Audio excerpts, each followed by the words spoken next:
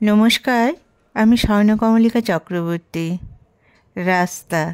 আমি যে এখন গল্পটা পড়ব সেটার নাম। কলের মুখের নিচ থেকে মাটির কলসটা তুলে কাকে নিতে যাবে, হাতলে লেগে পেটের জায়গাটা ফেটে গেল।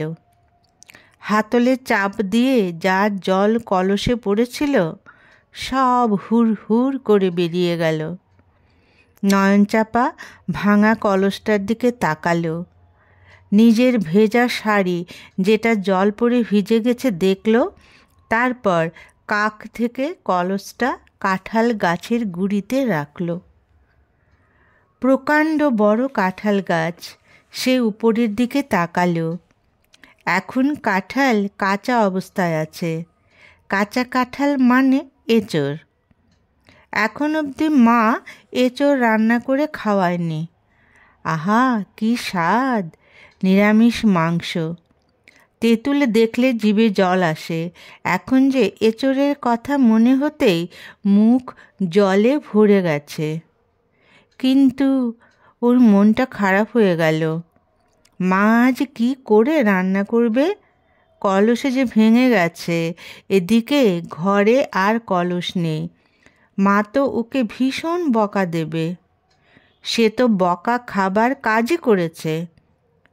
বকা খেলে তো আর পেট ভরবে না। মা জলের জন্যে অপেক্ষা করছে। এদিকে চাপার বাড়ি যেতেও ভয় করছে। কতক্ষণ এভাবে বসে থাকবে? তাই সে বাড়ির উদ্দেশ্যে আস্তে আস্তে হেঁটে রওনা দিল। কলটা ওদের বাড়ি থেকে বেশ দূরে। সমস্ত গ্রাম জুড়ে 2টি খাবার জলের বন্দোবস্ত রয়েছে। এই কলটা ওইটা থেকে কাছে বলে এটাতেই সে আসে।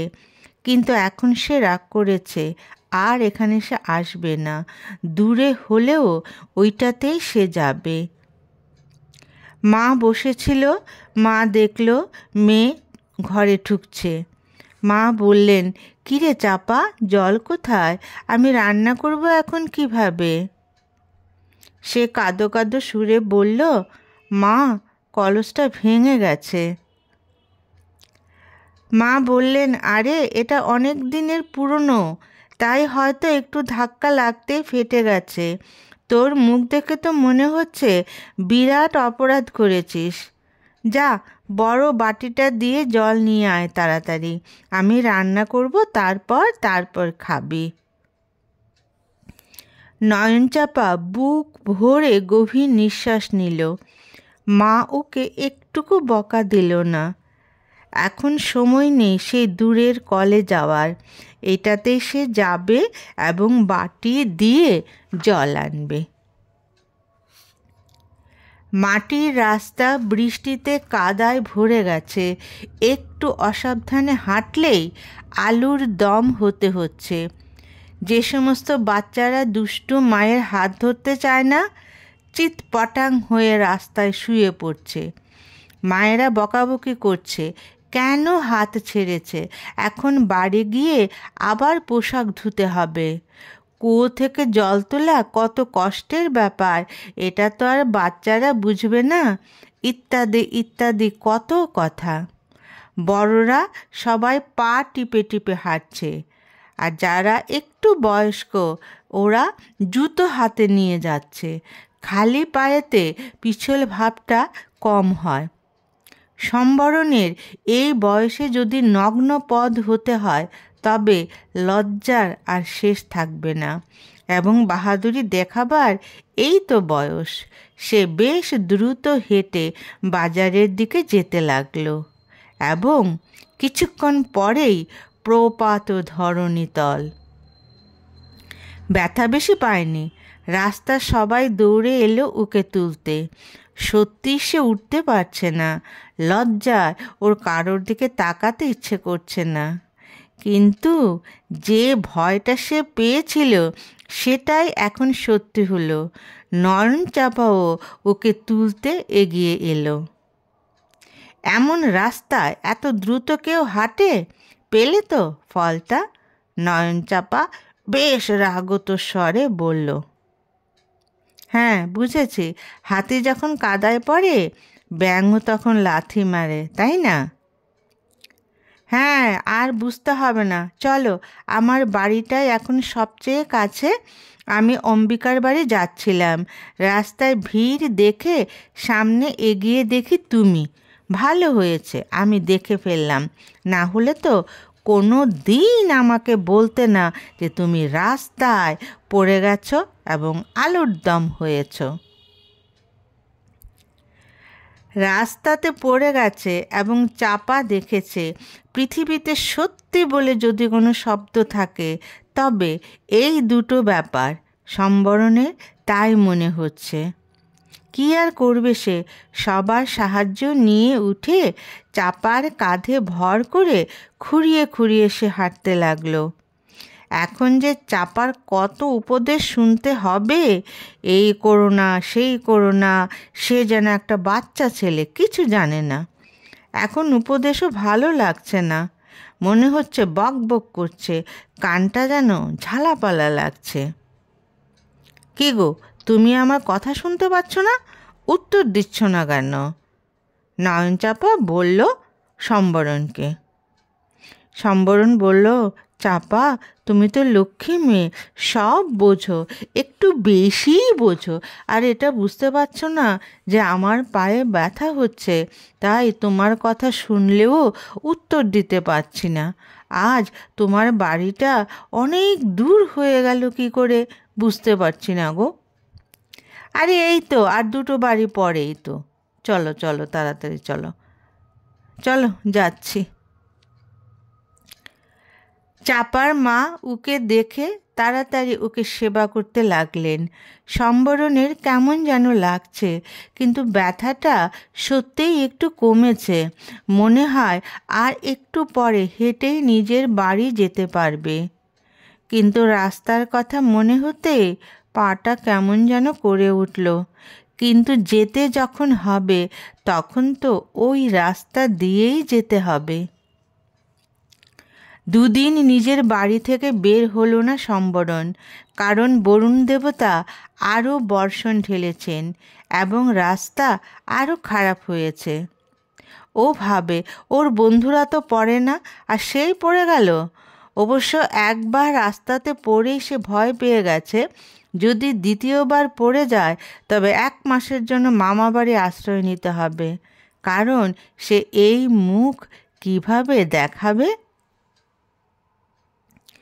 অম্বিকা আর চাপা তাদের বন্ধুকে দেখতে এলো। বাড়িতে বসে থাকা ছেলে তো সে নয়, তবে কি পা ভাঙল নাকি? তাদের বাড়িতে যখন দুইজন ঢুকেছে তখন তাদের নিজেদের পাও হাঁটু অবধি কাদায় ভরে আছে। ওরা নিজেরাই পুকুরে গিয়ে পা ধুয়ে তারপর ঘরে গেল। দিব্যি হাঁটছে বন্ধু বাড়িতে। আরে কি ব্যাপার, তুমি কি গৃহবন্দী নাকি? হ্যাঁ, কি করব বলো, আলুর দম কতবার হওয়া যায় বলো। ওরা হেসে বলল, এই ব্যাপার, আমরা এলাম, সবাই বাইরে যাচ্ছে, এইভাবে ঘরে বসে থাকলে চলবে? সম্বরণ বলল, আরে বাবা, আমার বাড়িতে এসেছো, বসো, কি খাবে বলো, মাকে বলি খাবার দিতে। দুই বান্ধবী বলল, না না, কিছু খাবো না, আগামীকাল অম্বিকার বাড়িতে আমরা সবাই যাব, চা খাবো, আড্ডা মারবো, তুমি যাবে এবং অবশ্যই যেতে হবে। সম্বরণ হেসে বলল, সত্যি বলছি, আমি কোনো বাহানা বানাতাম না, তোমরা আগে থেকেই ভেবে নিয়েছো আমি বোধহয় যেতে চাইব না, তাই এত জোর দিয়ে কথাটা বললে, তাই না? ওরা দুই বান্ধবী হেসে বলল, ঠিক তাই। মাসিমণি তাদের জন্য প্লেট ভরে খাবার ও চা নিয়ে এলেন। ওরা এর আগেও এসেছে, তাই পরিচিত বন্ধুই, তাই সৌজন্যমূলক কথা বলে তিনি আবার রান্নাঘরে চলে গেলেন। প্লেটের যাবতীয় খাবার মাসির নিজের হাতে বানানো।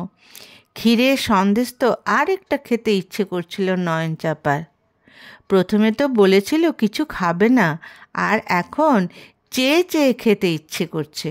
ব্যাপারটা কিন্তু ভীষণ লজ্জার হবে। তাই রসনা সংবরণ করল চাপা। তৃপ্তি করে খেয়ে দুই বন্ধু বিদায় নিল, আগামীকাল আবার দেখা হবে বলে। অম্বিকার বাড়িতে সবাই আজ এসেছে, কারণ আজ ওর জন্মদিন। ওরা এতদিন জন্মদিন বলতে জানতো যেদিন জন্ম হয়েছে সেই দিনটা ও বয়সটা 1 বছর বেড়ে যায় এটা। কিন্তু অম্বিকা ওর মামাবাড়িতে গিয়ে দেখেছে শহরে সবাই জন্মদিনে কেক কাটে, মজা করে। যেখানে রাস্তায় নেই সেখানে আধুনিকতার ছোঁয়া থাকাটা খুবই অস্বাভাবিক। কিন্তু অনুষ্ঠানটা অম্বিকার ভালো লেগেছে বলে গ্রামে এই প্রথম সে এমন অনুষ্ঠান করছে। নয়নচাপা বলেছে, চিন্তা করিস না, আমরা আছি, শুধু বলে দিবি কি করতে হবে আমাদের। সম্বরণ এবং ওর বন্ধুরা এতদিন বইতে এমন অনুষ্ঠান পড়েছে, শহরে 2-1টা সিনেমা দেখেছে, সেখানেও এই অনুষ্ঠান দেখেছে। অতএব তাদের ধারণা ছিল এটা শহরের বড় লোকদের ব্যাপার। তাদের আবার জন্মদিন কি, একদিন জন্ম হয়েছিল, শেষ এই অধ্যায়। এখন দেখছে এই সাধারণ ব্যাপারটাও কেমন অসাধারণ করে তোলা যায়।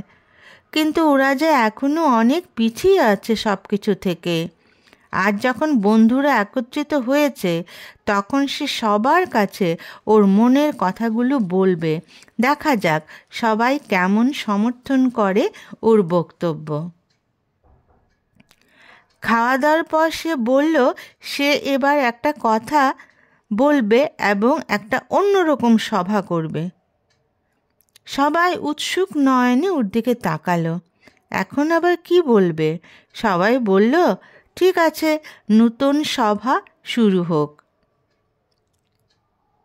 সে ভাষণের মতো বলতে শুরু করলো, বন্ধুরা, আজকের এই সুন্দর অনুষ্ঠান আমাদের সবার খুব ভালো লেগেছে এবং আমরা অন্যরকম একটা স্বাদ পেলাম, কারণ আমাদের গ্রামে এর আগে কেউ জন্মদিন উৎসব পালন করেনি। বন্ধুরা বলল, ঠিক আছে, তারপর?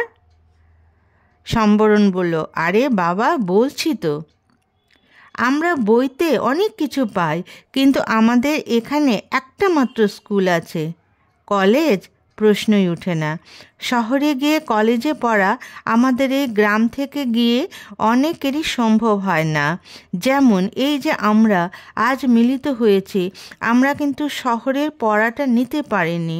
কাজেই আমাদের জ্ঞানও সীমিত হয়ে যাচ্ছে, আমাদের চাহিদাও যেন কিছু নেই। উন্নতির প্রথম সোপান হলো রাস্তা। আমাদের তো রাস্তাই নেই। সবাই সমস্বরে বলল, সম্বরণ ঠিক কথা বলেছে। প্রথমে সবাই মিলে গ্রামে একটা সুন্দর রাস্তার কথা দাবি জানাবে, তারপর আস্তে আস্তে বাকি চাহিদাগুলো পূরণ করার কথা বলবে। সবাই খুশি হলো জন্মদিনের অনুষ্ঠানটা এমন এক অঙ্গীকারের মধ্য দিয়ে শেষ হবার জন্য। নয়নচাপা সম্বরণের সঙ্গে বেশি দেখা ও কথা বলতে পারে না, অথচ মনে প্রাণে দুজনেই ব্যাকুল হয়ে থাকে সান্নিধ্য পাওয়ার জন্য। কিন্তু এই পরিবেশে সেটা সম্ভবপর হয় না। সম্বরণ প্রায়ই বলে, চলো আমরা বিয়ে করে ফেলি। চাপা বলে, এত তাড়াতাড়ি সে বিয়ে করবে না, কষ্ট হোক, তবু ছাদনাতলা এখন নয়। চাপা আজ গায়ের শেষ প্রান্তের কলে গেছে জল আনতে। মা নতুন একটা মাটির কলস কিনেছে। সামনের কলটা কিছুদিন ধরে নষ্ট হয়ে গেছে, কাজেই দূরে যাওয়া ছাড়া আর কোনো পথ সামনে খোলা নেই। অবশ্য তাতে একটু লাভ হয়েছে, জল নিতে নিতে ওর সঙ্গে একটু কথা বলা যায়। অবশ্য যেদিন অন্য কেউ থাকে তখন আর কথা বলা যায় না, এবং অন্য কেউ থাকে না এমন কমই হয়, কারণ সেই কলটা যে জল দেয় না। গ্রামবাসী তো এখন এই পানীয় উৎসের উপরই ভরসা করে আছে। চাপার আজ ভাগ্য ভালো, কেউ নেই, এবং সম্বরণও এসে দাঁড়িয়েছে, বেশিক্ষণ হয়নি। গ্রাম হোক শহর হোক, ভালোবাসার উন্মাদনা এক। কিন্তু চাপা শত ইচ্ছে থাকলেও ওকে ধরতে পারবে না। কথা বলবে দূরত্ব বজায় রেখে, মনের আকুলি বিকুলি মনেই থাক, কথা বলতে পারছে এটাই সান্ত্বনা। সম্বরণীর মনে হয় কত কথা, কোনটা বলবে, সব কথা যে হিজিবিজি লেগে যায়। কী ব্যাপার নয়ন, আজ এত খুশি খুশি লাগছে? বাহ, বুঝে যখন গেছো, উত্তরটা তুমিই দাও। আচ্ছা, আমি যদি সঠিক উত্তর দেই তবে আমাকে কি প্রাইজ দেবে? নয়নচাপা বলল, প্রাইজ? দাঁড়াও, একটু চিন্তা করে নিই। এই, মা আগামীকাল এঁচোড় রান্না করবে, তোমাকেও খাওয়াবো। সম্বরণ হো হো করে হেসে উঠল। সত্যি দারুণ প্রাইজ, এর বেশি কিছু দেবার ক্ষমতা তো নয়নচাপার নেই। সে যে ওকে একটু একা পেয়েছে এবং ওর চোখ মুখ খুশিতে উজ্জ্বল হয়েছে, এটাই তো ওর কাছে প্রাইজ পাওয়া হয়ে গেছে। সম্বরণ ওকে বলল যে রাস্তার পাশাপাশি গ্রামে সাপ্লাই লাইনেরও ব্যবস্থা করতে হবে। এত বড় গ্রাম, দুটো কলে কিভাবে চলে, অথচ ওরা চালাচ্ছে। কারণ গ্রামবাসী হয়তো ভাবে এটাই তাদের ভবিতব্য। কিন্তু এই ধারণা থেকে বেরোতে হবে সবাইকে। শহরের সঙ্গে রাস্তার মাধ্যমে যোগাযোগ হয়ে গেলে গাড়ি সব সোজা চলে আসবে এবং এভাবেই উন্নতি শুরু হবে। সম্বরণ এবং ওর বন্ধুদের প্রচেষ্টায় সত্যিই কিছুদিনের মধ্যেই তাদের আকাঙ্ক্ষিত রাস্তা তৈরি হলো। বাড়ি বাড়ি জলের ব্যবস্থা হলো। এখন আর কাদার ভয়ে সম্বরণকে বাড়িতে বসে থাকতে হয় না। সে সকালবেলা গাড়ি ধরে শহরে চাকরি করতে যায় ও বিকেলে ফিরে আসে। নয়নচাপাকে বলছে ওর এবছরের জন্মদিন সব বন্ধুরা মিলে পালন করবে এবং এই জন্মদিনের উৎসবে গত উৎসবের মতো সে একটি সুন্দর ঘোষণা দেবে। সেটা হচ্ছে ওরা দুজন খুব তাড়াতাড়ি ছাদনাতলায় যাবে। সে এখন চাকরি করে। চাকরির অনেক কথা, অনেক গল্প জমে আছে। এগুলো তো সে করতে পারছে না ঠিকভাবে, কারণ এখন তো চাপাকে জল আনতে যেতে হয় না এবং সেও অফিসে থাকে। অতএব আর দেরি কেন, শুভস্য শীঘ্রম। সব বন্ধুরা জন্মদিনে হাততালি দিয়ে এই সুন্দর ব্যাপারটা সমর্থন জানালো। পরবর্তী উৎসব হচ্ছে তাদের বিবাহ উৎসব। নমস্কার।